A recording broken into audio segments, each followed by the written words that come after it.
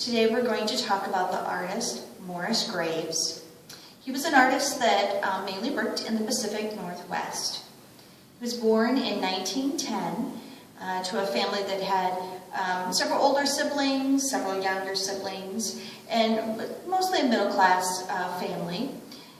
Around his sophomore year of high school, he and one of his brothers decided to drop out of school, and he actually started then working as a seaman on some of the merchant ships and began traveling the world.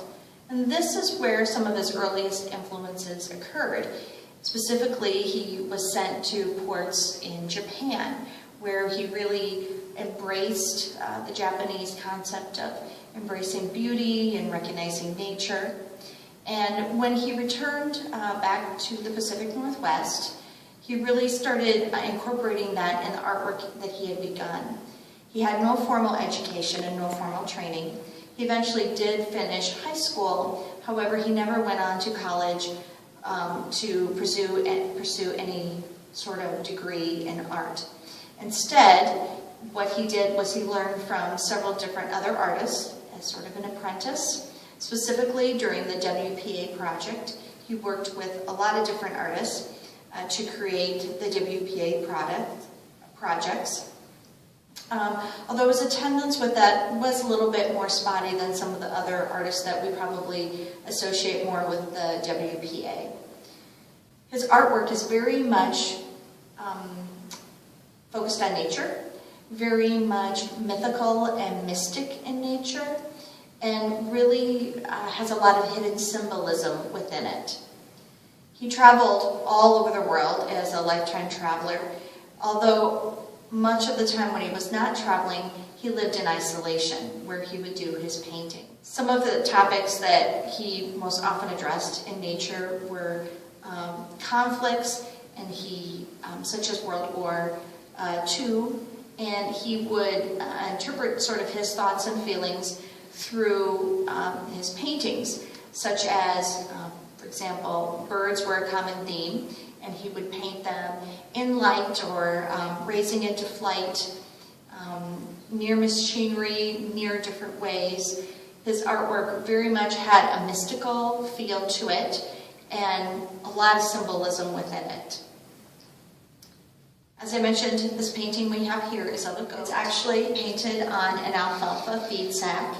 If we look at the time period that it was painted, which was 1935 to 1936, we recognize that people were doing all sorts of things with feed sacks, including making clothing, making drapes out of them. So it's really not unusual that an artist would use a feed sack to paint a work of art. Oftentimes his subjects were of a singular animal or singular vision that he had. We have here a goat, it's called goat resting, that takes up the most of the canvas, and it's surrounded in a blue aura that it's putting off. And in the far distance here, you can see something that might be mountains, might be a landscape.